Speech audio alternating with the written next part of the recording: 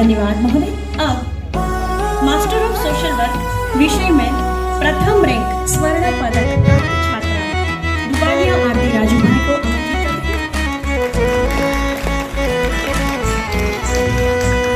कर्मणा ज्ञायते शून्य श्रमेण संपदा फलम् स्वर्ण पदक प्राप्त।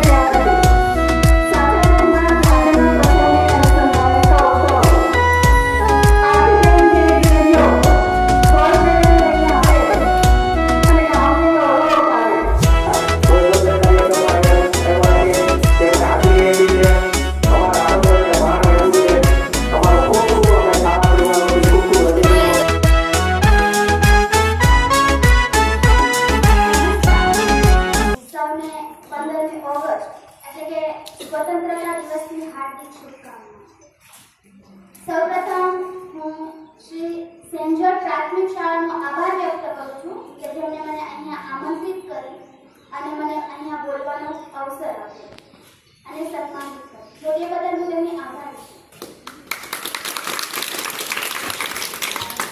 મારું નામ દુબાણિયા આરતી રાજુભાઈ છે અને મેં ચિલ્ડ્રન્સ રિસર્ચ યુનિવર્સિટી ગાંધીનગર ખાતે મારું MSW એટલે કે માસ્ટર ઓફ સોશિયલ વર્કની ડિગ્રી પૂર્ણ કરી અને ત્યાંની ગોલ્ડ મેડલિસ્ટ.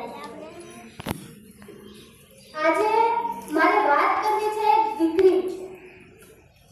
આજે મારે વાત કરવી છે દીકરીના શિક્ષણ વિશે. મને ખબર છે કે આ ટોપિક વારંવાર રિપીટ તો મારે દીકરીના જન્મને લઈને વાત નથી કરવી, મારે દીકરીના શિક્ષણને લઈને વાત કરવી છે. જ્યારે દીકરી શિક્ષણ મેળવતી થાય ત્યારે તેને 1 થી 8 ધોરણ ભણવા દે છે કારણ કે એ શિક્ષણ ગામડામાં છે. પરંતુ જ્યારે બહાર જવાની વાત આવે છે ત્યારે માતા પિતા પૂછે છે કે બેટા કોઈ સથવારો છે? જો કોઈ સથવારો છે તો ઠીક છે, ભણવા દે છે. પરંતુ જો કોઈ સથવારો નથી તો તે દીકરીનું શિક્ષણ ત્યાં ને ત્યાં અટકાવી દેવામાં આવે છે. જે દીકરી શિક્ષણ મેળવી રહી છે, જેને સથવારો છે, એ 9 થી 10 ધોરણ ભણે છે, 10માનું રિઝલ્ટ આવે છે, એ પાસ થાય છે તો 11-12માં ભણવા દે છે. પરંતુ જો તે ફેલ થાય છે તો તેમનું શિક્ષણ ત્યાં ને ત્યાં અટકાવી દેવામાં આવે છે. આવું શા માટે? ફેલ એટલે શું? ફેલ એટલે ફર્સ્ટ અટેમ્પ્ટ ઇન લર્નિંગ. એટલે કે તમે પહેલા પ્રયાસમાં ઘણું શીખ્યા, જે પહેલા પ્રયાસમાં ભૂલ કરી એ બીજા પ્રયાસમાં ના કરો એ એટલે ફેલ. પરંતુ આપણી સમજશક્તિ શું છે? ફેલ એટલે ભૂલ. જ્યારે તમારું સંતાન બહુ મહેનત કરે છે છતાં એ ફેલ થાય છે ત્યારે માતા પિતા તરીકેની ફરજ શું હોય છે કે તમે તેમને પ્રેમથી પૂછો કે બેટા શું રિઝલ્ટ આવ્યું? જો તે પાસ થઈ ગયું છે તો કઈ વાંધો નહીં, પરંતુ જો તે ફેલ થયું છે તો તમારી ફરજ બને છે કે તમે તેને પ્રેમથી કહો કે બેટા કઈ વાંધો નહીં, આ વખતે તું ફેલ થયો, નેક્સ્ટ ટાઈમ તું થોડી વધારે મહેનત કરજે. તું સારામાં કે પાસ થઈ જાય. જો તમે આટલું કરો છો ને તો તમારા સંતાનને પણ થઈ જાય છે કે મારે પણ ભવિષ્યમાં કંઈક કરવું છે, મારે પણ મારા માતા પિતાનું નામ રોશન કરવું છે. બીજી એક માતા પિતા તરીકેની ફરજ હોય છે કે પોતાના સપના પોતાના સંતાન પર ક્યારે ના થોપવા જોઈએ. એવું જરૂરી તો નથી ને કે ડોક્ટરનો દીકરો ડોક્ટર અને શિક્ષકની દીકરી શિક્ષક જ બને. કારણ કે ભગવાને બધાની અંદર અલગ અલગ સ્કિલ નાખેલી છે અને એ સ્કિલને ઉજાગર કરવાનું કામ આપણું છે અને સપોર્ટ કરવાનું કામ માતા પિતાનું છે. તો બસ હું એટલું જ કહીશ કે માતા પિતા તમારા સંતાનને સપોર્ટ કરો, ના કે પોતાના સપનાઓ પોતાના સંતાન પર થોપો.